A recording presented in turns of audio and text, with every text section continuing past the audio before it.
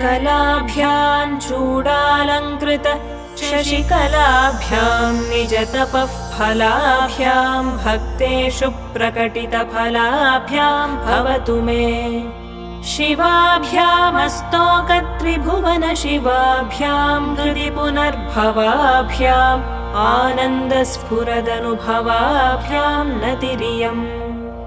गलन्दी Shambho त्वच्चरितसरितः किल्बिषरजो दलन्ती धीकुल्या सरणिषु पतन्ती विजयताम्। दिशन्ती संसारभ्रमणपरितापोपशमनम् Basanti मच्चेतो ह्रदभुवि Shivananda Lahari.